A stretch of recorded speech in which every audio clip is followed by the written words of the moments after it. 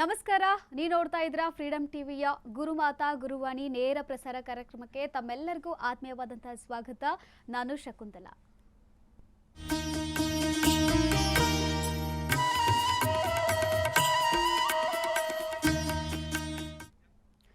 ಗುರುಮಾತಾ ಗುರುವಾಣಿ ನೇರ ಪ್ರಸಾರ ಕಾರ್ಯಕ್ರಮವನ್ನು ನೋಡ್ತಾ ಇರತಕ್ಕಂತಹ ಪ್ರತಿಯೊಬ್ಬ ವೀಕ್ಷಕರು ಕೂಡ ತಾವು ಸ್ಕ್ರೀನ್ ಮೇಲೆ ಕಾಣ್ತಾ ಇರ್ತಕ್ಕಂತಹ ನಂಬರ್ಗೆ ಕರೆ ಮಾಡಿ ನೇರವಾಗಿ ಗುರುಮಾತಾ ಅವರನ್ನ ಮಾತಾಡಬಹುದು. ಇವತ್ತಿನ ಕಾರ್ಯಕ್ರಮದಲ್ಲಿ ಗುರುಮಾತಾ ಶ್ರೀ ಗುರು ರಾಘವೇಂದ್ರ ರಾಯರ ಪರಮ ಭಕ್ತಿಯಾಗಿರ್ತಕ್ಕಂತಹ ಗುರುಮಾತಾ ಅವರು ನಮ್ಮ ಜೊತೆಗಿದ್ದಾರೆ. ಅವ್ರನ್ನ ಕಾರ್ಯಕ್ರಮಕ್ಕೆ ಬರ್ಮಾಡ್ಕೊಳ್ತಾ ಕಾರ್ಯಕ್ರಮವನ್ನ ಮುಂದುವರಿಸೋಣ. ನಮಸ್ತೆ ಅಮ್ಮ. ನಮಗೆ ಕಾರ್ಯಕ್ರಮಕ್ಕೆ ಆತ್ಮೀಯವಾದಂತಹ ಸ್ವಾಗತ. ನಮಸ್ಕಾರಮ್ಮ, ಎಲ್ಲರಿಗೂ ನಮಸ್ಕಾರ. ಗುರುವೇ ಶರಣಂ. ಪೂಜ್ಯಾಯ ರಾಘವೇಂದ್ರಾಯ ಸತ್ಯಧರ್ಮರತಾಯ ಚ ಭಜತಾಂ ಕಲ್ಪವೃಕ್ಷಾಯ ನಮತಾಂ ಕಾಮಧೇನವೇ ಅವತಾರ ಮಹಾಪುರುಷ ಶ್ರೀ ರಾಘವೇಂದ್ರ ಸ್ವಾಮಿಗಳ ಆರಾಧನಾ ಮಹೋತ್ಸವ ನಡೀತಾ ಇದೆ.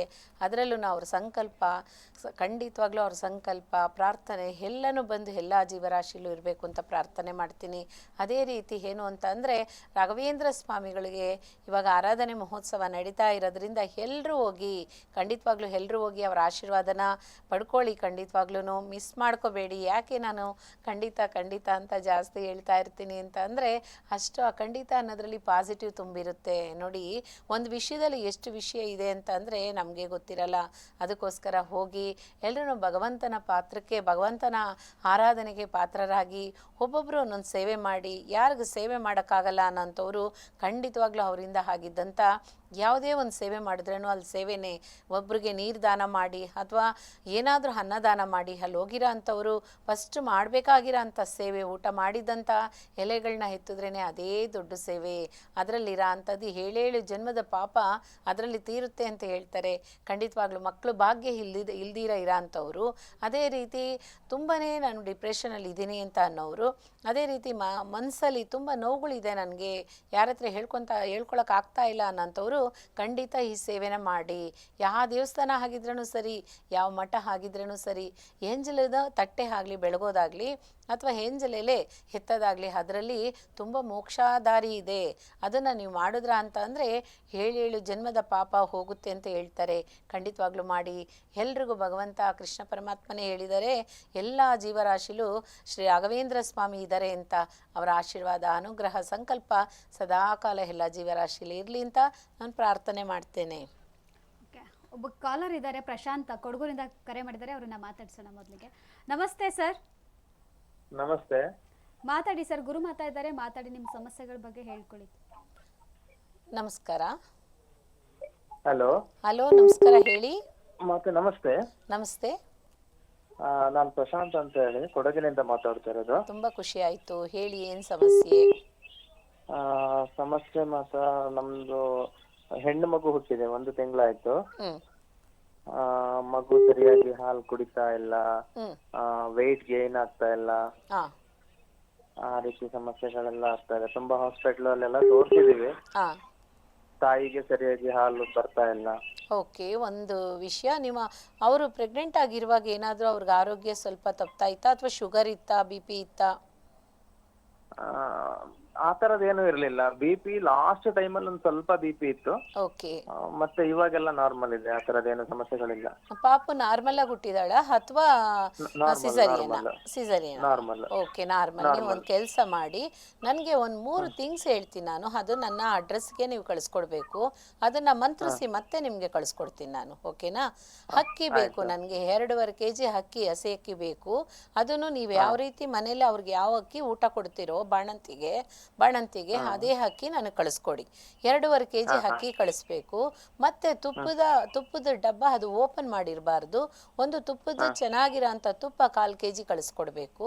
ಮತ್ತೆ ಮೆಣಸನ್ನ 1/4 kg ನನಗೆ ಕಳಿಸ್ಕೊಡಿ. ಅದನ್ನ ಮಂತ್ರಿಸ್ಕೊಡ್ತೀನಿ. ಮತ್ತೆ ನಾನು ಕೊಡೋ ಅಂತ 2 ವಿಷಯ ಇರುತ್ತೆ, ಅದನ್ನ ಅವ್ರು ಉಪಯೋಗ ಮಾಡ್ಕೋಬೇಕು. ತಾಯಿಗೆ ಹಾಲು ಬರುತ್ತೆ, ಮಗು ಆರೋಗ್ಯವಾಗಿ ಇರುತ್ತೆ.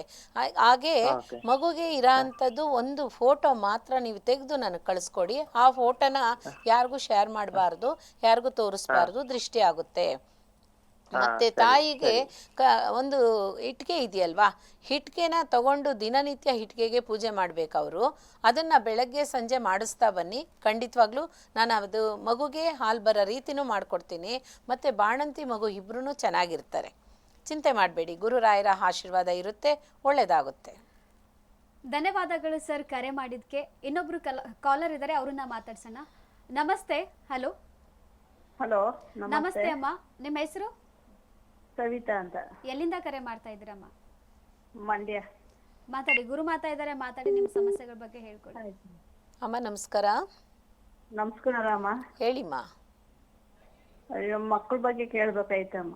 ಹೇಳಿ, ಮಕ್ಕಳ ಬಗ್ಗೆ ಏನು ಕೇಳಬೇಕು, ಸಮಸ್ಯೆ ಹೇಳಿಮ್ಮ. ಅವರು ಮಗಳು ಒಬ್ಬ ಮಗ. ಹಾಂ.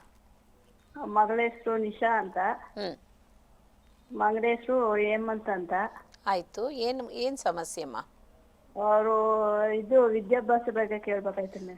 ಏನು ಓದ್ತಾ ಇದ್ದಾರೆ ಮಕ್ಕಳಮ್ಮ? ಅವನ ಮಗ ಡಿಗ್ರಿ ಸ್ವಲ್ಪ ಓದ್ಬಿಟ್ಟು ಕೊಟ್ಬಿಟ್ಟಾರ. ಹಾಂ ಹಾಂ, ಓಕೆ. ಮಗಳ ಬಗ್ಗೆ ಈಗ ಸೆಕೆಂಡ್ ಇಯರ್ ಮುಗೀತು, ಇಂಜಿನಿಯರಿಂಗ್ ಮಾಡ್ಬೇಕು ಅಂತಿದ್ದಾಳೆ.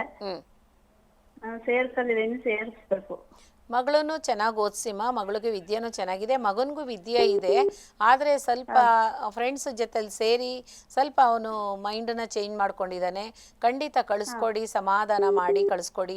ಡಿಸ್ಕರೇಜ್ ಮಾಡಬೇಡಿ. ನೀವು ಸರಿ, ನಿಮ್ಮ ಮನೇಲಿ ಯಾರೇ ಆಗಲಿ ಓದೋಂಥ ಮಕ್ಕಳನ್ನ ಯಾವ ಕಾರಣಕ್ಕೂ ಇನ್ನೊಬ್ಬರನ್ನ ಡಿಪೆಂಡ್ ಮಾಡಿ ಮಾತಾಡಬಾರ್ದು.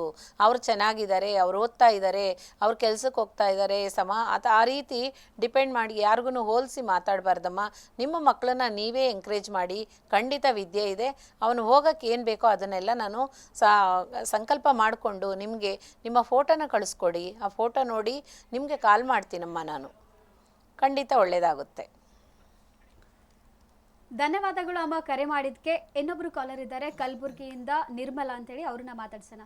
ನಮಸ್ತೆ ಅಮ್ಮ. ನಮಸ್ತೆ ಮೇಡಮ್. ಮಾತಾಡಿ, ಗುರು ಮಾತಾ ಇದ್ದಾರೆ, ಮಾತಾಡಿ ಅಮ್ಮ. ನಮಸ್ಕಾರ ಅಮ್ಮ. ನಮಸ್ಕಾರ ತಾಯಿ. ಹೇಳಿಮ್ಮ. ನಾವು ಹೊಲದಲ್ಲಿ ಬಾಯಿ ಒಡ್ಸೀವಿ, ನೀರೇ ಇಲ್ಲ ನೋಡು. ಬಾವಿಲಿ ನೀರಿಲ್ಲ ಅಂತ ಇದ್ದೀರಾ? ಹೌದು. ಆ ಬಾವಿಲಿ ನೀರು ಬರಬೇಕು ಅಂತ ಅಂದರೆ ಆ ಬಾವಿ ತೆಗ್ದಿರೋ ಅಂಥ ಫೋಟೋ ನನಗೆ ಬೇಕಮ್ಮ. ನಿಮ್ಮ ಯಜಮಾನ್ರ ಫೋಟೋ ಮತ್ತು ನಿಮ್ಮ ಫೋಟೋ ನನಗೆ ಬೇಕಾಗಿದೆ. ಅದೇ ರೀತಿ ಏನಕ್ಕೋಸ್ಕರ ನೀರು ಬಂದಿಲ್ಲ ಅನ್ನೋಂಥದ್ದನ್ನ ವಿಷಯ ತಿಳಿಸ್ತೀನಿ. ನನಗೆ ವಾಟ್ಸಪ್ ಮಾಡಿ ವಾಯ್ಸ್ ಮೆಸೇಜ್ ಹಾಕಬೇಕು. ಈ ಥರ ಫ್ರೀಡಮ್ ಟಿ ವಿಲಿ ನಾನು ಮಾತಾಡಿದ್ದೆ, ಇದನ್ನು ಕೇಳಿದ್ದೀನಿ ನಾನು, ನೀವು ಕಳಿಸಿ ಅಂತ ಹೇಳಿದ್ರೆ ಕಳಿಸ್ಕೊಟ್ಟಿದ್ದೀನಿ ಅಂತ. ಸರಿನಾ? ಆ ಫೋಟೋ ಕಳಿಸಿ, ಅದಕ್ಕೆ ಬೇಕಾಗಿರೋ ಅಂಥ ಪೂಜೆನೆಲ್ಲ ಮಾಡಿಸಿದ್ರೆ ಖಂಡಿತ ಬಾವಿಲಿ ನೀರು ಬರೋ ರೀತಿ ನಾನು ಮಾಡ್ಕೊಡ್ತೀನಿ. ಚಿಂತೆ ಮಾಡಬೇಡಿ, ಖಂಡಿತವಾಗ್ಲೂ ಬರುತ್ತಮ್ಮ. ಧನ್ಯವಾದಗಳು ಅಮ್ಮ ಕರೆ ಮಾಡಿದ್ಕೆ. ಯಾರು ಗುರುಮಾತಾ ಅವ್ರ ಜೊತೆ ಮಾತಾಡ್ಬೇಕಂತಿದ್ದೀರಾ, ನೇರವಾಗಿ ಮೀಟ್ ಮಾಡ್ಬೇಕು ಅನ್ಕೊಂಡಿದ್ದೀರಾ, ಸ್ಕ್ರೀನ್ ಮೇಲೆ ಕೊಟ್ಟಿರ್ತಕ್ಕಂಥ ನಂಬರ್ಗೆ ಕರೆ ಮಾಡಿ ನೇರವಾಗಿ ಕೂಡ ಮೀಟ್ ಮಾಡ್ಬೋದು, ಹಾಗೂ ಲೈನಲ್ಲೂ ಕೂಡ ನೀವು ಮಾತಾಡ್ಬೋದು. ಎಸ್ ಅಮ್ಮ. ಇವಾಗ ಶ್ರೀ ಗುರು ರಾಘವೇಂದ್ರ, ಓಕೆ, ಕಾಲರ್ ಇನ್ನೊಬ್ರು ಕಾಲರ್ ಇದ್ದಾರೆ, ಮಾತಾಡೋಣ. Hello hello. ಕರೆ ಕಟ್ಟಾಗಿದೆ. ಶ್ರೀ ಗುರು ರಾಘವೇಂದ್ರ ರಾಯರ ಆರಾಧನೆಯನ್ನ ಯಾವ ರೀತಿಯಾಗಿ ಮಾಡಬೇಕು ಅನ್ನೋದನ್ನ ತಿಳಿಸ್ಕೊಡಿ. ಖಂಡಿತ. ರಾಘವೇಂದ್ರ ಸ್ವಾಮಿಗೆ ಬೇಕಾದಷ್ಟು ಜನ ಎಲ್ಲರೂ ಮನೆಯಲ್ಲೂ ಆರಾಧನೆ ಮಾಡ್ತಾ ಇದ್ದಾರೆ. ನಮ್ಮ ಮನೇಲೂ ಸಹ 22ನೇ ವರ್ಷ ಮುಗಿದು 23ನೇ ವರ್ಷಕ್ಕೆ ಕಾಲಿಡ್ತಾ ಇದ್ದೀವಿ. ಆರಾಧನೆ ಮಹೋತ್ಸವ ಮಾಡ್ತಾ ಇದ್ದೀವಿ. ಸಪ್ತೋತ್ಸವ ಅಂತ ಮಾಡ್ತಾರೆ ರಾಘವೇಂದ್ರ ಸ್ವಾಮಿಗೆ. ಮಂತ್ರಾಲಯದಲ್ಲಿ 7 ದಿನ ವಿಶೇಷತೆ ಇರುತ್ತೆ, 7 ದಿನ ವಿಶೇಷತೆ ಇರುತ್ತೆ. ಹೇಗೆ ಅಂತ ಅಂದರೆ ಆ ಭಗವಂತನಿಗೆ ಪಟ್ಟಾಭಿಷೇಕ ಮಾಡಿದಂಥ ದಿನಗಳು ಸಹ ಬರ್ತಾ ಇರುತ್ತೆ. ಹಾಗೆ ರಾಘವೇಂದ್ರ ಸ್ವಾಮಿಗೆ ಸಪ್ತೋತ್ಸವ ಬರೋ ಅಂಥದ್ದು 7 ದಿನ. ರಾಘವೇಂದ್ರ ಸ್ವಾಮಿ 3ನೇ ದಿವಸದಲ್ಲಿ 3 ದಿನ ಮಾತ್ರ ವಿಶೇಷವಾಗಿ ನಡೆಯುತ್ತೆ. ಹೇಗೆ ಅಂತ ಅಂದರೆ 3 ದಿನನೂ ಪೂರ್ವಾರಾಧನೆ, ಮಧ್ಯಾರಾಧನೆ, ಉತ್ತರಾರಾಧನೆ ಅಂತ ಮಾಡ್ತಾರೆ. ಮಧ್ಯಾರಾಧನೆ ಭಗವಂತ ಅದು ಜೀವ ಸಮಾಧಿ ಆಗಿದ್ದಂಥದ್ದು. ಜೀವ ಸಮಾಧಿ ಅಂತ ಅಂದರೆ ಭಗವಂತನಿಗೆ ಹೇಳಬಾರ್ದು, ಆ ರೀತಿ ಜೀವ ಸಮಾಧಿ ಅಂತ ಆಗಿದ್ದಾರೆ. ಅವ್ರಿಗೆ ಬೃಂದಾವನ ಪ್ರವೇಶ, ರಾಘವೇಂದ್ರ ಸ್ವಾಮಿ ಬೃಂದಾವನಕ್ಕೆ ಪ್ರವೇಶ ಮಾಡಿದಂಥ ದಿನ. ಅದು ಒಬ್ಬೊಬ್ರು ಹೇಳ್ಕೊಂತಾರೆ ಹೇಗೆ ಅಂತ ಅಂದ್ರೆ ಜೀವ ಸಮಾಧಿ ಆಗಿದ್ದಾರೆ. ಒಬ್ರು ಕರೆ ಇದ್ದಾರೆ, ಸರೋಜ ಅಂತ ಬೆಂಗಳೂರಿಂದ ಕರೆ ಮಾಡಿದ್ರೆ, ಅವ್ರನ್ನ ಮಾತಾಡ್ಸೋಣ. ನಮಸ್ತೆ ಅಮ್ಮ. ಹಲೋ. ನಮಸ್ತೆ ಮ್ಯಾಮ್. ನಮಸ್ತೆ ಅಮ್ಮ, ಮಾತಾಡಿ, ಗುರುಮಾತಾ ಅವ್ರ ಜೊತೆ ಮಾತಾಡಿ. ನಮಸ್ತೆ ಮ್ಯಾಮ್. ನನ್ನ ಹೆಸರು ಅಕ್ಷಿತಾ ಅಂತ. ಹೇಳಿಮ್ಮ. ನನ್ನ ಮಗುಗೆ 4 ತಿಂಗಳು. ಅವಳಿಗೆ ಸ್ವಲ್ಪ ಇದು ಕಿಡ್ನಿನಲ್ಲಿ ಸ್ವೆಲ್ಲಿಂಗ್ ಇದೆ ಅಂತ ಹೇಳಿದ್ದಾರೆ. ಕಲ್ಚರ್ ರಿಪೋರ್ಟ್ ಎಲ್ಲ ಕೊಟ್ಟಿದೀವಿ, ಅದು ಸಿರಪ್ ಎಲ್ಲ ಕೊಟ್ಟಿದ್ದಾರೆ, IV ಎಲ್ಲ ಕೊಟ್ಟಿದೀವಿ. ಅವರು ಹೇಳ್ತೀವಿ, ಇಲ್ಲ ಅಂತ ಅಂದ್ರೆ ಸ್ಟಂಟ್ ಹಾಕ್ಬೇಕಾಗುತ್ತೆ ಅಂತ ಹೇಳಿದ್ದಾರೆ. ಹಾಂ ಹಾಂ ಇದು ಏನು ಅಂತ ಕೇಳ್ಬೇಕಿತ್ತು. ನಿಮಗೆ ನೋಡಿ, ಭಗವಂತ ಮಗು ಕೊಟ್ಟಿದ್ದಾನೆ, ಮಗುಗೊಂದು ಕಷ್ಟನೂ ಕೊಟ್ಬಿಟ್ಟಿದ್ದಾರೆ. ಖಂಡಿತ ಇದು ದೋಷ ಇದೆಮ್ಮ, ದೋಷನೂ ಪರಿಹಾರ ಮಾಡ್ಕೋಬೇಕು. ಡಾಕ್ಟ್ರ್ ಹೇಳಿದಂಥದ್ದು ಸಹ ಖಂಡಿತ ನೀವು ಪಾಲನೆ ಮಾಡಲೇಬೇಕು. ಯಾಕೆ ಅಂತಂದರೆ ಇದು ಕಿಡ್ನಿಲೇ ಪ್ರಾಬ್ಲಮ್ ಅನ್ನುವಾಗ ಅದನ್ನು ಕೇರ್ಲೆಸ್ಸಾಗಿ ಬಿಟ್ಬಿಡಬೇಡಿ. ಅದು ಗಂಡಾಗಿರಲಿ ಹೆಣ್ಣಾಗಿರಲಿ ಎಂಥದ್ದೇ ಮಗು ಆಗಿರಲಿ ವಂಶಕ್ಕೆ ಬಂದಿದ್ದಂಥದ್ದು ಖಂಡಿತ ಅವ್ರ ನಂದಾದೀಪ ಥರ. ಹಾಗಾಗಿ ಆ ಮಗುನ ಕಾಪಾಡ್ಕೋಬೇಕು ಅಂತ ಅಂದರೆ ಖಂಡಿತ ನಿಮ್ಮ ಮನೇಲಿರೋ ಅಂಥ ಆ ಪಾಪ ಪಿತೃ ಪಾಪ ಇದೆಯಮ್ಮ, ಅದನ್ನು ಸರಿಪಡ್ಕೊಳ್ಳಿ. ಅದು ಶಾಪ ಅಂತ ಹೇಳ್ತೀವಿ ನಾವು. ಅದನ್ನು ಸರಿಪಡಿಸ್ಕೊಂಡ್ರೆ ಖಂಡಿತ ಮಗುಗೆ ಆರೋಗ್ಯ ಸ್ವಲ್ಪ ಚೇತರಿಸ್ಕೊಳ್ಳೋಕ್ಕೆ ಶಕ್ತಿ ಆ ಭಗವಂತ ಕೊಡ್ತಾನೆ. ಖಂಡಿತವಾಗ್ಲೂ ಧರ್ಮಸ್ಥಳ ಮಂಜುನಾಥ ಸ್ವಾಮಿಗೆ ಪ್ರಾರ್ಥನೆ ಇಡಿ. ಏನು ಅಂತ ಅಂದರೆ ಮಗುಗೆ ಯಾವ ತೊಂದರೆ ಇಲ್ದಂಗೆ ಆರೋಗ್ಯದಲ್ಲಿ ಸಮಸ್ಯೆ ಇರೋ ಅಂಥದ್ದನ್ನು ಖಂಡಿತ ಸರಿಪಡಿಸ್ಕೊಡಿ ಅಂತ ಹೇಳಿಬಿಟ್ಟು ಪ್ರಾರ್ಥನೆ ಇಟ್ಟು ತುಲಾಭಾರ ಕೊಡಿಮ್ಮ. ಖಂಡಿತವಾಗ್ಲೂ ಮಗು ಎಷ್ಟು ಇದೆಯೋ ಅಷ್ಟು ವೆಯ್ಟಿಗೆ 1 ವರ್ಷ ಆದ ನಂತರ ಮಗುನ ಕರ್ಕೊಂಡೋಗಿ ಮಗುಗೆ ತುಲಾಭಾರ ಕೊಡ್ತೀನಿ ಅಂತ ಪ್ರಾರ್ಥನೆ ಮಾಡಿ ಆ ಕಿಡ್ನಿಲಿರೋ ಅಂಥ ಪ್ರಾಬ್ಲಮ್ ಆ ಭಗವಂತನೇ ಸರಿ ಮಾಡಿಕೊಡ್ತಾರೆ. ಖಂಡಿತ ಟ್ರೀಟ್ಮೆಂಟಲ್ಲಿ ಸರಿಪಡಿಸ್ಬೇಕು, ಹಾಗೆ ಬಿಟ್ಬಿಡಬಾರ್ದು. ದೇವರು ಅರ್ಧ, ಟ್ರೀಟ್ಮೆಂಟು ಅರ್ಧ ಆಗಿರಬೇಕು. ಖಂಡಿತ ಒಳ್ಳೆಯದಾಗ್ಲಮ್ಮ. ಗುರುರಾಯರಿದ್ದಾರೆ, ಧೈರ್ಯವಾಗಿರಿಮ್ಮ. ಧನ್ಯವಾದಗಳು ಅಮ್ಮ ಕರೆ ಮಾಡಿದ್ದಕ್ಕೆ. ಅಮ್ಮ, ಶ್ರೀ ಗುರು ರಾಘವೇಂದ್ರ ರಾಯರ ಬಗ್ಗೆ ಮಾತಾಡ್ತಾ ಇದ್ವಿ, ಮುಂದುವರಿಸೋಣ. ಹೌದು, 3 ದಿನ ಆರಾಧನೆ ಮಹೋತ್ಸವ ನಡೆಯುತ್ತೆ. ಹಾಗಾಗಿ 3 ದಿನನೂ ಭಗವಂತ ನೋಡಿ ಬೃಂದಾವನ ಪ್ರವೇಶ ಆಗಿದ್ದಂಥ ದಿನ ಮಧ್ಯಾರಾಧನೆ ತುಂಬ ವಿಜೃಂಭಣೆಯಿಂದ ನಡೆಯುತ್ತೆ. ಅವತ್ತಿನ ದಿವಸ ಭಗವಂತನಿಗೆ ಪುಷ್ಪ ಅಲಂಕಾರ ಆಗಲಿ, ಪುಷ್ಪ ಅರ್ಚನೆ ಆಗಲಿ, ಪುಷ್ಪದಿಂದನೇ ಎಲ್ಲನೂ ಫಲಪುಷ್ಪಗಳಿಂದನೇ ಅಲಂಕಾರ ಮಾಡಿರ್ತಾರೆ. ಆ ಗುರುರಾಯರಿಗೆ ಎಣ್ಣೆಯಿಂದ ಸಹ ಆ ಭಗವಂತನಿಗೆ ಎಣ್ಣೆ ಎಲ್ಲ ಬೃಂದಾವನದಲ್ಲಿ ಹಚ್ಚಿ ಸಹ ಆ ಎಣ್ಣೆನೂ ಕೊಡ್ತಾರೆ. ಹೋಗೋಂಥವ್ರಿಗೆ ಸ್ವಲ್ಪ ಆರೋಗ್ಯ ಸಮಸ್ಯೆ ಇರೋರಿಗೆ, ಸ್ಕಿನ್ನಲ್ಲಿ ಪ್ರಾಬ್ಲಮ್ ಇರೋ ಅಂಥವ್ರಿಗೆ, ಆ ಥರ ಇರೋ ಅಂಥವ್ರಿಗೂ ಸಹ ಆ ಎಣ್ಣೆನ ಪ್ರಸಾದವಾಗಿ ಕೊಡೋದಕ್ಕೂ ಸಹ ಅಲ್ಲಿರೋ ಅಂಥವರೆಲ್ಲ ಏರ್ಪಟ್ಟು ಮಾಡಿರ್ತಾರೆ. ಅದನ್ನು ಖಂಡಿತವಾಗ್ಲೂ ನೀವು ಹೋಗೋಂಥವ್ರು ಕೇಳಿ ತಗೊಳ್ಳಿ. ಯಾಕೆ ಅಂತಂದರೆ ಇವಾಗ ಇರೋ ಅಂಥವ್ರು ಅಲ್ಲಿ ಮಂತ್ರಾಲಯದಲ್ಲಿ ಇರೋ ಅಂಥವ್ರು ಕೇಳಿಬಿಟ್ಟು ಈ ಥರ ನಮಗೆ ಪಾದರಾಕ್ಷೆ ಇರೋ ಅಂಥ ಸ್ವಾಮಿಗಳು ಮನೇಲಿರುತ್ತೆ. ಯಾರು ಪಾದರಾಕ್ಷೆ ಅಂತ ಅಂದರೆ ರಾಘವೇಂದ್ರ ಸ್ವಾಮಿ ವಂಶಸ್ಥರು, ಅವ್ರ ಮಗ ಪೂಜೆ ಮಾಡಿದ್ದಂಥ ಅವರಿಂದ ಬಂದಿದ್ದಂಥದ್ದು. ಬೃಂದಾವನ ಪೂಜೆ ಮಾಡಿರೋಂಥವ್ರ ಮನೆಯಲ್ಲಿ ರಾಘವೇಂದ್ರ ಸ್ವಾಮಿ ಪಾದರಾಕ್ಷೆ ಇದೆ. ಅದನ್ನು ದರ್ಶನ ಮಾಡಿ ಮಾಡೋಂಥ ಸಮಯದಲ್ಲಿ ಮೃತ್ತಿಕೆ ಕೇಳ್ಕೊಳ್ಳಿ. ಅದೇ ರೀತಿ ಭಗವಂತನಿಗೆ ಹಚ್ಚಿದಂಥ ಅವ್ರು ಬೃಂದಾವನದಲ್ಲಿ ಹಚ್ಚಿದಂಥ ಗಂಧನೂ ಸಹ ಕೊಡ್ತಾರೆ. ಅದೇ ರೀತಿ ಭಗವಂತನಿಗೆ ಹಚ್ಚಿದಂಥ ಆಯಿಲು ಸಹ ಸ್ವಲ್ಪ ಕೊಡ್ತಾರೆ. ನೀವು ಆ ಬಾಟ್ಲನ್ನು ತಗೊಂಡೋದ್ರ ಅಂದರೆ ಸ್ವಲ್ಪ ನಿಮಗೆ ಒಂದು ಮುಚ್ಚಳ ಸಿಕ್ಕಿದ್ರೆ ಸಾಕು, ಅದನ್ನು ತಂದು ಮನೇಲಿರೋ ಅಂಥ ಎಣ್ಣೆಲೆ ಮಿಕ್ಸ್ ಮಾಡಿಕೊಂಡು ದೇಹದಲ್ಲಿ, ಆದರೆ ಸೊಂಟದ ಕೆಳಗಡೆ ಹಚ್ಚಬಾರ್ದು. ಯಾಕೆ ಅಂತಂದರೆ ರಾಘವೇಂದ್ರ ಸ್ವಾಮಿ ಅವರು ಸನ್ಯಾಸಿ ಸ್ವೀಕಾರ ತಗೊಂಡು ಬೃಂದಾವನ ಪ್ರವೇಶ ಮಾಡಿರೋ ಅಂಥವ್ರು. ಕಾಲಿಗೆ ಸೊಂಟದ ಕೆಳಗಡೆ ಏನೇನು ಹಚ್ಚಬಾರ್ದು. ಗಂಧ ಆಗಲಿ ಅಥವಾ ಎಣ್ಣೆ ಆಗಲಿ, ಅವ್ರ ಪ್ರಸಾದ ಏನೇ ಆಗಿರಲಿ ನಮ್ಮ ಸೊಂಟದ ಕೆಳಗಡೆ ಹೋಗಬಾರ್ದು. ಜಾಗ್ರತೆಯಿಂದ ಅದನ್ನು ಯೂಸ್ ಮಾಡಿದ್ರೆ ಮಾತು ಬರ್ದಿರ ಇರೋ ಮಕ್ಕಳಿಗೂ ಸಹ ಮಾತು ಬರುತ್ತೆ. ಕಣ್ಣು ಕಾಣಿಸ್ತೀರ ಇರೋ ಮಗುಗೂ ಸಹ ಕಣ್ಣು ಕಾಣಿಸಂಗೆ ಆಗುತ್ತೆ. ಅದಕ್ಕೆ ಹೇಳೋದು ನೋಡಿ, ಮೂಗನಿಗೆ ಮಾತು ಬಂದಂತೆ ಕಣ್ಣು ಕಾಣಿಸ್ತೀರ ಕುರುಡನಿಗೂ ಸಹ ಕಣ್ಣು ಕೊಟ್ಟಿದ್ದಾರೆ ರಾಯರು. ಆ ರೀತಿ ಆರಾಧನೆಲೇ ಇಷ್ಟೊಂದು ವಿಶೇಷತೆ ಇರುತ್ತೆ. ಖಂಡಿತ ಅದನ್ನೆಲ್ಲ ಪಡ್ಕೊಳ್ಳಿ. ಹೋಗಿರೋ ಅಂಥವ್ರು, ಹೋಗೋರು ಸಹ ಪಡ್ಕೊಳ್ಳಿ. ಒಳ್ಳೆಯದಾಗಲಿ. ಗುರುವೇ ಶರಣಂ. ಧನ್ಯವಾದಗಳಮ್ಮ. ಇನ್ನೊಬ್ರು ಕರೆ ಇದ್ದಾರೆ, ಮಾತಾಡೋಣ. ನಾಗವೇಣಿ ಅಂತ ಶಿವಮೊಗ್ಗದಿಂದ ಕರೆ ಮಾಡಿದ್ದಾರೆ, ಅವ್ರನ್ನ ಮಾತಾಡ್ಸೋಣ. ನಮಸ್ಕಾರಮ್ಮ.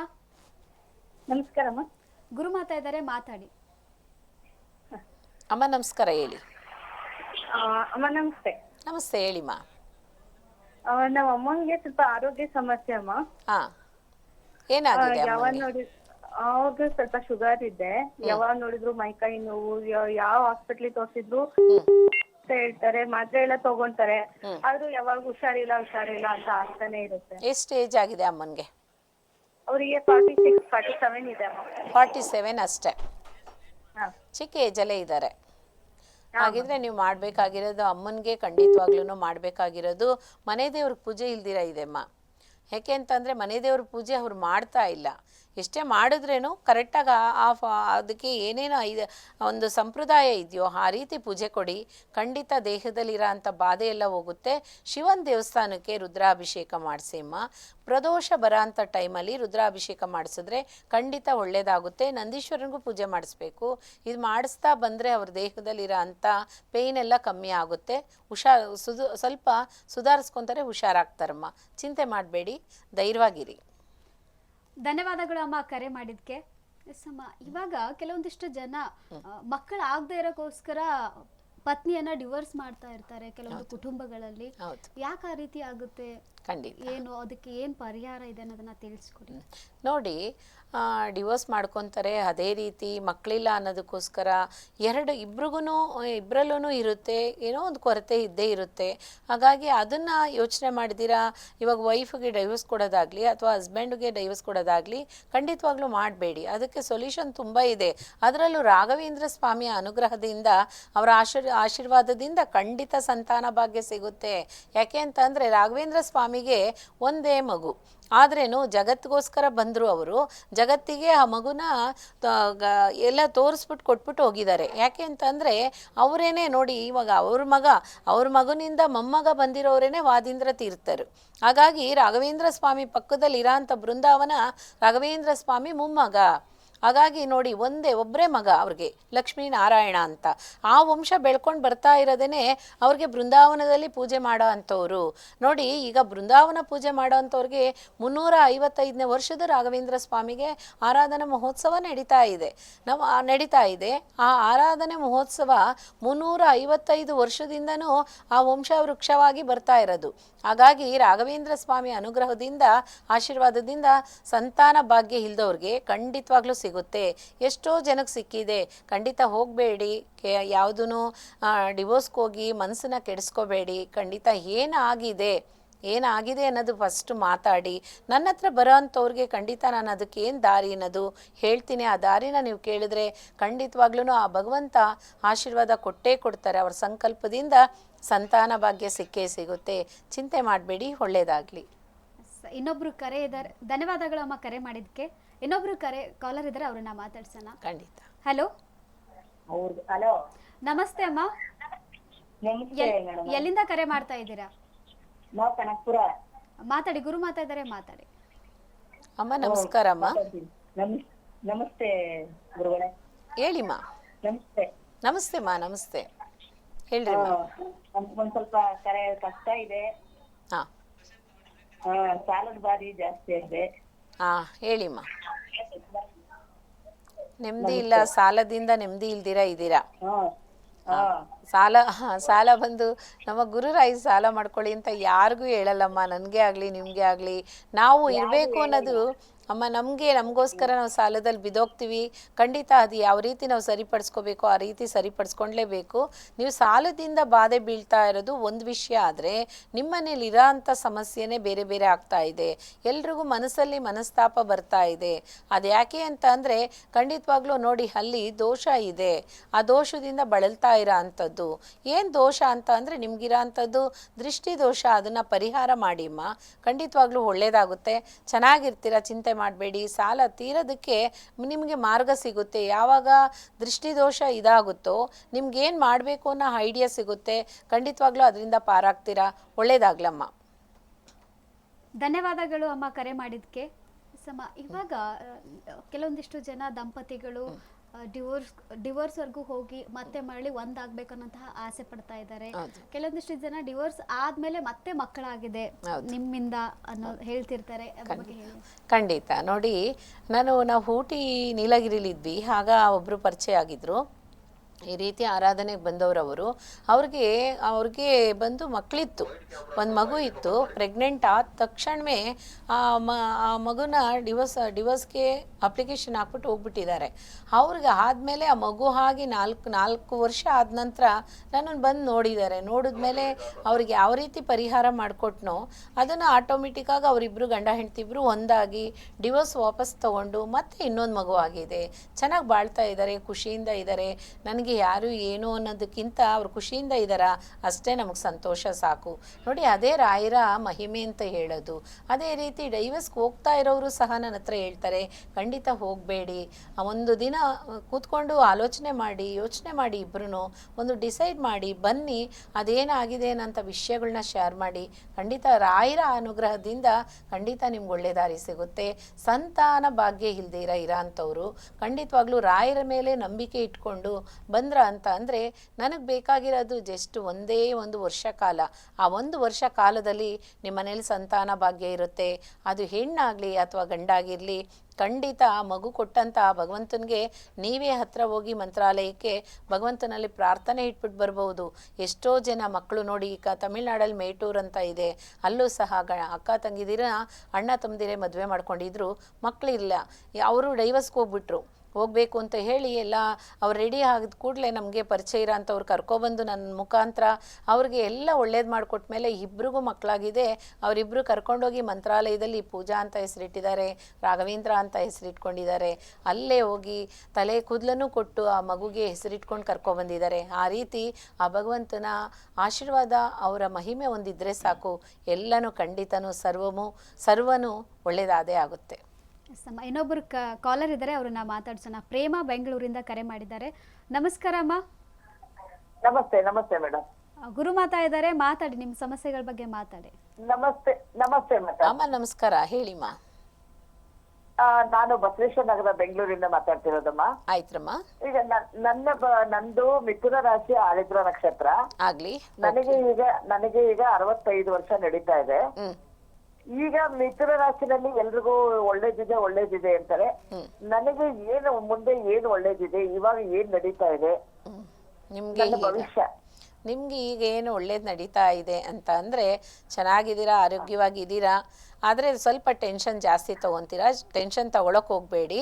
ಆರಿದ್ರ ನಕ್ಷತ್ರ ಅನ್ನೋಂಥದ್ದು ಶಿವ ಪರಮಾತ್ಮನಿಗೋಗಿ ನೀವು ತಿಂಗಳಿಗೊಮ್ಮೆ ಪೌರ್ಣಮಿ ಬರೋ ಅಂಥ ಸಮಯದಲ್ಲಿ ಹೋಗಿ ಭಗವಂತನಿಗೆ ರುದ್ರಾಭಿಷೇಕ ಮಾಡಿಸಿ. ರುದ್ರಾಭಿಷೇಕ ಮಾಡಿಸಿದ್ರ ಅಂತ ಅಂದರೆ ನಿಮ್ಮ ರಾಶಿಗೂ ನಕ್ಷತ್ರಕ್ಕೂ ಇನ್ನೂ ಸ್ವಲ್ಪ ಭಗವಂತನ ಆಶೀರ್ವಾದ ಸಿಗುತ್ತೆ. ಖಂಡಿತವಾಗ್ಲೂ ರುದ್ರಾಭಿಷೇಕ ಮಾಡಿಸ್ಬೇಕು ಪೌರ್ಣಮಿ ದಿವಸ. ಯಾಕೆ ಅಂತ ಅಂದರೆ ಶಿವ ಪಾರ್ವತಿ ಇಬ್ಬರೂ ಬೇಕಾದಂಗೆ ಎಲ್ಲ ನೋಡಿ, ತಿರುವಣ್ಣಾಮಲೆ ಇದೆ, ತಿರುವಣ್ಣಾಮಲೆಯಲ್ಲಿ ಪೌರ್ಣಮಿ ದಿವಸ ಎಲ್ಲ ಗಿರಿವನ ಸುತ್ತುತ್ತಾರೆ. ಯಾಕೆ ಅಂತ ಅಂದರೆ ಆ ಪಾರ್ವತಾ ದೇವಿನೇ ಶಿವನ ಪರಮಾತ್ಮನ ಅಗ್ನಿದೇವನಾಗಿ ನಿಂತಿರೋ ಅಂಥ ಸ್ಥಳ.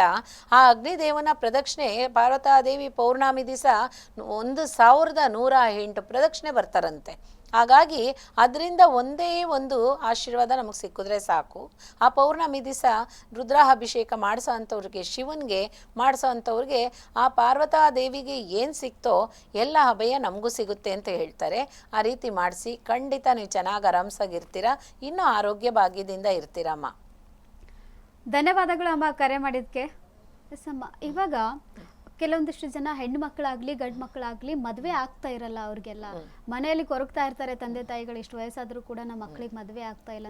ಯಾಕೆ ಆ ರೀತಿ ಆಗುತ್ತೆ? ಯಾಕೆ ಮದುವೆ ಆಗಲ್ಲ? ಅದಕ್ಕೆ ಏನಾದ್ರೂ ಸಮಸ್ಯೆ ಇರುತ್ತಾ, ಏನಾದ್ರೂ ದೋಷಗಳಿರುತ್ತಾ ಅನ್ನೋದನ್ನ? ಖಂಡಿತ ದೋಷನೂ ಇರುತ್ತೆ ನೋಡಿ, ಆ ವಂಶದಲ್ಲಿ ಪಾಪನೂ ಇರುತ್ತೆ.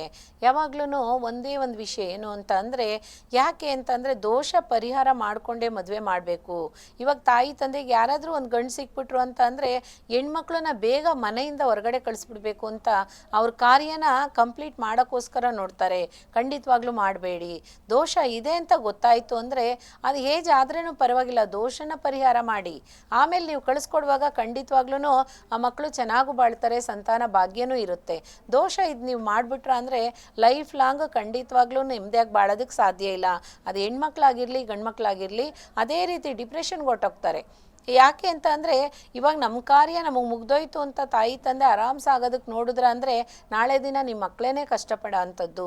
ಖಂಡಿತವಾಗ್ಲೂ ಹಾಗೆ ಮಾಡಬೇಡಿ. ಇವಾಗ ಗಂಡು ಮಕ್ಳಿಗಿದೆ ನೋಡಿ, ಒಂದು ಗಂಡು ಮಕ್ಕಳಿಗೆ ಯಾವಾಗ್ಲೂ ರಾಹುಕೇತು ದೋಷ ಇದೆ ಅಥವಾ ಏನಾದರೂ ಮಂಗಳ ದೋಷ ಇದೆ ಅಂತ ಅಂದರೆ ಈ ಎರಡು ದೋಷ ಮಾತ್ರ ಬಿಟ್ಬಿಟ್ಟು ನೀವು ಮದುವೆ ಮಾಡಿದ್ರ ಅಂತ ಅಂದರೆ ಖಂಡಿತವಾಗ್ಲೂ 50 ವರ್ಷ ಆದ್ರೂ ಮಕ್ಕಳಾಗಲ್ಲ. ಆ ದೋಷ ಇತ್ತು ಅಂದರೆ ಮದುವೆ ಆಗಿ 20 ವರ್ಷ ಆಗಿರಲಿ 50 ವರ್ಷ ಆಗಿರಲಿ ಸಂತಾನ ಭಾಗ್ಯ ಇರೋದಿಲ್ಲ. ಅದೇ ರೀತಿ ದತ್ತು ತಗೊಂಡ್ರೇನು ಸಹ ಆ ಮಕ್ಕಳು ಆ ತಾಯಿ ತಂದೆನ ನೋಡೋದಿಲ್ಲ. ಈ ಥರ ಪ್ರಾಬ್ಲಮ್ ಬರ್ತಾ ಇರುತ್ತೆ. ಎಲ್ಲನೂ ಅನುಕೂಲ ಮಾಡ್ಕೋಬೇಕು ಅಂತ ಅಂದರೆ ದೋಷಗಳನ್ನ ಪರಿಹಾರ ಮಾಡಿ ಮದುವೆ ಮಾಡ್ಕೊಳ್ಳೋದು ಭಾರಿ ಒಳ್ಳೆಯದು. ಓಕೆ ಅಮ್ಮ, ಇನ್ನೊಬ್ಬರು ಕಾಲರ್ ಇದ್ದಾರೆ, ಚಂದ್ರಕುಮಾರ್ ಬೆಂಗಳೂರಿಂದ ಕರೆ ಮಾಡಿದರೆ ಅವ್ರನ್ನ ಮಾತಾಡ್ಸೋಣ. ನಮಸ್ತೆ ಸರ್. ನಮಸ್ತೆ ಮೇಡಮ್. ಗುರುಮಾತಾ ಇದ್ದಾರೆ, ಮಾತಾಡಿ ಸರ್. ಮೇಡಮ್, ನಂದು ಮೂಲ ಹೆಸರನ್ನೇ ಏನ್ ಮಾಡಿದ್ದಾರೆ ಅಂದ್ರೆ ನಮ್ಮ ತಂದೆ ತಾಯಿಗಳು ಕರೆಕ್ಟ್ ಆಗಿ ಅವ್ರಿಗೆ ಡೇಟ್ ಆಫ್ ಬರ್ತ್ ಗೊತ್ತಿಲ್ಲ, ಹಾಗೂ ಹೆಸರು ಯಾವ್ದು ಇಡ್ಬೇಕು ಅಂತ ಗೊತ್ತಿರ್ಲಿಲ್ಲ. ನನಗೆ ನಾಮಕರಣಕ್ಕೆ ಚಂದ್ರಕುಮಾರ್ ಅಂತ ಇಟ್ಬಿಟ್ಟಿದ್ದಾರೆ. ಇದರಿಂದ ನನಗೆ ಪ್ರಾಬ್ಲಮ್ ಏನಾಗ್ತಾ ಇರೋದಂದ್ರೆ ಬೇರೆಯವ್ರಿಗೆಲ್ಲ ಒಳ್ಳೇದಾಗ್ತಾ ಇದೆ, ನನಗ್ ಮಾತ್ರ ಕೆಟ್ಟದೇ ಆಗ್ತಾ ಇದೆಯಲ್ಲ. ನಾನ್ ದೇವ್ರನ್ನ ಚೆನ್ನಾಗ್ ನಂಬ್ತೀನಿ, ನಾನ್ ದೇವ್ರನ್ನ ಚೆನ್ನಾಗ್ ಪೂಜಿಸ್ತೀನಿ, ಆದ್ರೂ ಬೇರೆಯವ್ರಿಗೆ ಒಳ್ಳೇದಾಗುತ್ತೆ ಅಂತ ನಾನು ಬಯಸ್ತೀನಿ. ಆದ್ರೆ ಅವರಿಂದ ನನಗೆ ಕೆಟ್ಟದ್ದೇ ಜಾಸ್ತಿ ಆಗುತ್ತಲ್ಲ, ನನ್ನ ಸಂಬಂಧಿಕರಿಂದಾನೇ ಕೆಟ್ಟದ್ದೇ ಆಗುತ್ತೆ. ನಾನು ಎಲ್ಲರಿಗೂ ಒಳ್ಳೇದ್ ಮಾಡಿ ಭಗವಂತ ಅಂತೀನಿ, ಆದ್ರೂ ಯಾಕೆ ನನಗೆ ಕೆಟ್ಟದಾಗುತ್ತೆ ಅಂತ ನನ್ಗೆ ಅರ್ಥ ಆಗ್ತಾ ಇಲ್ಲ. ಆಯ್ತು, ನೀವು ಮನೆಯಲ್ಲಿ ಹುಟ್ಟಿರೋರು, ನೀವು ಎಷ್ಟು ಜನ ಜೊತೆಲಿ ಹುಟ್ಟಿರೋರು? 3 ಜನ ಮೇಡಮ್. ಅದು ಏನಾಗಿದೆ ಅಂದ್ರೆ ಬೇರೆಯವ್ರ ಹೆಸರನ್ನ 3 ಜನಕ್ಕೂ ಇಟ್ಬಿಟ್ಟಿದ್ದಾರೆ. ಚೇತನ್ ಕುಮಾರ್, ನಂದನ್ ಕುಮಾರ್, ಚಂದ್ರಕುಮಾರ್ ಅಂತ. ಇದು ಹಿಂಗಾಗಿ ಬೇರೆಯವ್ರ ಹೆಸರು ಇಟ್ಟಿದ್ದಾರೆ ಅಂತಂದ್ರೆ ಹೇಗೆ? ಬೇರೆಯವ್ರ ಹೆಸರು ಅಂದ್ರೆ ಮೇಡಮ್, ಇಲ್ಲಿ ನಾನು ದೊಡ್ಡಹಳ್ಳಿ ನೇಟಿವ್ ಪ್ಲೇಸ್. ನಮ್ ದೊಡ್ಡಹಳ್ಳಿಲಿ ಒಬ್ರು ಡಾಕ್ಟರ್, ಹಿಂದಿನ ಕಾಲದಲ್ಲಿ ಡಾಕ್ಟರ್ ಒಬ್ರು ಇದ್ರು. ಅವರ ಮಕ್ಕಳು ಹೆಸರನ್ನ ನಮ್ಗೆ ಇಟ್ಬಿಟ್ಟಿದ್ದಾರೆ ಮೇಡಮ್. ಅವರ ಬೇರೆಯವ್ರ ಹೆಸರನ್ನ ನಮ್ಗೆ 3 ಜನಕ್ಕೂ ಇಟ್ಟಿದ್ದಾರೆ. ನೀವೊಂದ್ ಕೆಲಸ ಮಾಡಿ, ಹೇಳಿದ್ರೆ ತುಂಬ ದೊಡ್ಡದಾಗಿದೆ, ಸ್ಟೋರಿ ಇದೆ, ಜಾಸ್ತಿ ಇದೆ, ಅದಕ್ಕೋಸ್ಕರ ಶಾರ್ಟಾಗಿ ನಾನು ಮುಗಿಸ್ತೀನಿ. ನಿಮ್ಗೆ ಇಟ್ಟಿರೋ ಹೆಸ್ರುಗಳ ಮೇಲೆ ಏನಾಗಿದೆ ಅನ್ನೋದಕ್ಕೆ, ಪ್ರಭಾವ ಬಿದ್ದಿದೆ ಅನ್ನೋದಕ್ಕೆ ನನಗೆ 3 ಫೋಟೋ ಕಳಿಸ್ಕೊಡಿ. ನಿಮ್ಮ ತಾಯಿ ತಂದೆದು ಫೋಟೋ ಕಳಿಸ್ಕೊಡಿ. ನಂದು ಇದೇ ನಂಬರ್ ವಾಟ್ಸಪ್ ನಂಬರು ನೋಡಿ. ಆ ವಾಟ್ಸಪ್ ನಂಬರಲ್ಲಿ ನೀವು ಕಳಿಸ್ಕೊಡಿ. ಆ ಫೋಟೋ ನೋಡಿದಂಥ ಸಮಯದಲ್ಲಿ ಏನಾಗಿದೆ, ನಿಮಗೆ ಹೆಸರು ಚೇಂಜ್ ಮಾಡಿದ್ರೆ ಒಳ್ಳೇದಾಗುತ್ತಾ ಅಥವಾ ಇದೇ ಹೆಸರಲ್ಲಿ ಒಳ್ಳೇದಾಗುತ್ತಾ ಅನ್ನೋದು ನೋಡಿಬಿಟ್ಟು ನಾನು ಅದನ್ನು ಕ್ಲಿಯರ್ ಮುಖ ಭಾವನೆಯಲ್ಲಿ ನಾನು ನೋಡ್ತೀನಿ. ಇವತ್ತಿನ ದಿವಸದಲ್ಲಿ ಆ ಮುಖ ಭಾವನೆಯಲ್ಲಿ ನಿಮ್ಗೆ ಇಟ್ಟಿರೋ ಅಂಥ ಹೆಸರಿಗೂ ಮುಖ ಭಾವನೆಗೂ ಕರೆಕ್ಟಾಗಿದೆಯಾ ಇಲ್ವಾ ಅಂತ ಫಸ್ಟ್ ತಿಳ್ಕೊಳ್ಳೋಣ. ಏಕೆ ಅಂತ ಅಂದರೆ ನೀವು ತುಂಬ ಟೆನ್ಷನ್ ಆಗಿದ್ದೀರಾ, ಟೆನ್ಷನಲ್ಲಿದ್ದೀರಾ, ಆ ಹೆಸರನ್ನ ಸ್ವೀಕಾರ ಮಾಡ್ಕೊಳಕ್ಕೆ ಆಗ್ತಾ ಇಲ್ಲ ನೀವು. ಖಂಡಿತವಾಗ್ಲೂ ನೋಡಿ, 3ಗೂ ಹೆಸರಿಟ್ಟಿದ್ದಾರೆ. 3 ಹೆಸರಲ್ಲೂ ಆ ಲಾಸ್ಟಲ್ಲಿ ಬಂದಿರೋ ಅಂಥದ್ದು ಶನೇಶ್ವರ ಸ್ವಾಮಿ ಹೆಸರು ಸೇರಿದೆ, ಆ ಷಣ್ಮಾತ್ಮನ ಹೆಸರು ಸಹ ಸೇರಿದೆ.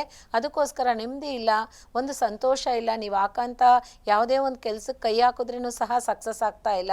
ಖಂಡಿತವಾಗಿ ಕಳಿಸಿ, ಅದು ವಿವರವಾಗಿ ನಾನು ನಿಮಗೆ ವಾಯ್ಸ್ ಮೆಸೇಜ್ ಹಾಕ್ತೀನಿ. ಅಥವಾ ನೀವಿನ್ನೂ ವಿಷಯ ಕೇಳಬೇಕು ಅಂತ ಅಂದರೆ ಖಂಡಿತ ನನಗೆ ಫಸ್ಟ್ ಅದು ಕಳಿಸ್ಕೊಟ್ಟಿದ್ದಾದಮೇಲೆ ನಾನು ಟೈಮ್ ಕೊಡ್ತೀನಿ, ನೀವು ಮಾತಾಡ್ಬೋದು. ಸರ್ ಧನ್ಯವಾದಗಳು ಸರ್ ಕರೆ ಮಾಡಿದ್ದಕ್ಕೆ. ಎಸ್ಸಮ್ಮ, ಇವತ್ತಿನ ಕಾರ್ಯಕ್ರಮದಲ್ಲಿ ಶ್ರೀ ಗುರು ರಾಘವೇಂದ್ರ ರಾಯರ ಬಗ್ಗೆ ಪ್ರತಿಯೊಂದು ಅವರ ಪವಾಡಗಳ ಬಗ್ಗೆ ಆಗಲಿ, ಅವರನ್ನು ಯಾವ ರೀತಿಯಾಗಿ ಆರಾಧನೆ ಮಾಡಬೇಕನ್ನೋದು ಕೂಡ ತಿಳಿಸ್ಕೊಟ್ರಿ. ಎಷ್ಟೋ ಜನ ಕರೆ ಮಾಡ್ತಾ ಇದ್ದಾರೆ, ಅವ್ರ ಸಮಸ್ಯೆಗಳನ್ನು ಹೇಳ್ಕೊಳ್ತಾ ಇದ್ದಾರೆ, ನೀವು ಅದಕ್ಕೂ ಕೂಡ ಪರಿಹಾರವನ್ನು ಕೊಡ್ತಾ ಇದ್ದೀರಾ. ಕೊನೆಯದಾಗಿ ಏನು ಹೇಳ್ತೀರಮ್ಮ? ಖಂಡಿತವಾಗ್ಲೂ ಹೇಳೋ ಅಂಥ ವಿಷಯ ಏನು ಅಂತಂದರೆ, ರಾಘವೇಂದ್ರ ಸ್ವಾಮಿ ಆರಾಧನೆ ಬಂದ್ಬಿಡ್ತು. ಅದಕ್ಕೋಸ್ಕರ ಶನಿವಾರ, ಭಾನುವಾರ, ಸೋಮವಾರ ಇದೆ. ಮಂತ್ರಾಲಯಕ್ಕೆ ಹೋಗೋಂಥವ್ರು ಖಂಡಿತವಾಗ್ಲೂ ಹೋಗಿ, ನಮ್ಮನೇಲೂ ಮಾಡ್ತೀವಿ, ಖಂಡಿತವಾಗ್ಲೂ ಬನ್ನಿ. ನಾಳೆ ಹೇಳೋ ಅಂಥ ವಿಷಯ ಏನು ಅಂತಂದರೆ, ರಾಘವೇಂದ್ರ ಸ್ವಾಮಿ ಹೇಗೆ ಅವರು ಜೀವ ಸಮಾಧಿ ಆದರು, ಬೃಂದಾವನ ಪ್ರವೇಶ ಆದರು, ಅದೇ ರೀತಿ ಭಗವಂತ ಏನೆಲ್ಲ ಮಾಡ್ತಾ ಇದ್ದಾರೆ, ಏನೆಲ್ಲ ಸಾಧನೆಗಳು ಮಾಡಿದ್ದಾರೆ, ಆ ವಿಷಯನ ನಾಳೆ ತಿಳ್ಕೊಳ್ಳೋಣ. ಅದೇ ರೀತಿ ಎಲ್ಲರೂ ನೆಮ್ಮದಿಯಾಗಿರಿ ಅಂತ ಹೇಳ್ತೀನಿ ನಾನು. ರಾಘವೇಂದ್ರ ಸ್ವಾಮಿ ಅನುಗ್ರಹ ಎಲ್ಲ ನೆಮ್ಮದಿಯಾಗಿರಿ, ಟೆನ್ಷನ್ ತಗೋಬೇಡಿ, ಯಾವ ವಿಷಯಕ್ಕೂ ರಿಲ್ಯಾಕ್ಸ್ ಆಗಿರಿ, ಶಾಂತತೆಯಿಂದ ಮಾತಾಡಿ. ಫೋನ್ ಕಾಲ್ಸ್ ಮಾಡೋರು ಮತ್ತು ನಾನು ಮಾಡಿ ಕೇಳ್ಕೋಬೇಕು ಅನ್ನೋರು ಯಾವ ಪ್ರಶ್ನೆ ಕೇಳ್ತಿರೋ ಒಂದು ಪ್ರಶ್ನೆಗೆ ನೀಟಾಗಿ ಉತ್ತರ ತಗೊಳ್ಳಿ. 3 ವಿಷಯ ಕೇಳಿಕೊಂಡು ಟೈಮ್ನ ವೇಸ್ಟ್ ಮಾಡ್ಕೋಬೇಡಿ. ಖಂಡಿತವಾಗ್ಲೂ ಎಲ್ರಿಗೂ ಒಳ್ಳೆಯದಾಗಲಿ, ಆ ಭಗವಂತ ಸದಾ ಕಾಲ ಆಶೀರ್ವಾದ ಮಾಡಲಿ ಅಂತ ಪ್ರಾರ್ಥನೆ ಮಾಡ್ತೀನಿ. ಧನ್ಯವಾದಗಳು ಅಮ್ಮ. ಪ್ರತಿಯೊಬ್ಬರು ಪ್ರತಿದಿನ ಒಂದೊಂದು ಸಮಸ್ಯೆಗಳಿಂದ ಬಳಲ್ತಾ ಇರ್ತೀರಾ. ಮದುವೆ ಆಗುತ್ತೆ, ಮದುವೆ ಆದಮೇಲೆ ನಿಮಗೆ ಮಕ್ಕಳಾಗಲ್ಲ, ಅದು ಡಿವೋರ್ಸ್ವರೆಗೂ ಹೋಗುತ್ತೆ, ಅದಾದಮೇಲೆ ಮತ್ತೆ ಮಕ್ಕಳಾಗುತ್ತೆ. ಇಂತಹ ಜನರು, ಒಂದಿಷ್ಟು ಜನರು ಕೊರಗ್ತಾ ಇರ್ತೀರಾ ಮನಸ್ಸಲ್ಲೇ. ಹಾಗಾಗಿ ಶ್ರೀ ಗುರುಮಾತಾ ಅವರನ್ನು ನೇರವಾಗಿ ಭೇಟಿ ಆಗೋಕ್ಕೆ ಸ್ಕ್ರೀನ್ ಮೇಲೆ ಕೊಟ್ಟಿರ್ತಕ್ಕಂಥ ನಂಬರ್ 9626278822ಗೆ ಕರೆ ಮಾಡಿ ನೇರವಾಗಿ ಗುರುಮಾತಾ ಅವರನ್ನು ಭೇಟಿ ಮಾಡ್ಬೋದು. ಎಸ್, ಇದಾಗಿತ್ತು ಇವತ್ತಿನ ಗುರುಮಾತಾ ಗುರುವಾಣಿ ನೇರ ಪ್ರಸಾರ ಕಾರ್ಯಕ್ರಮ.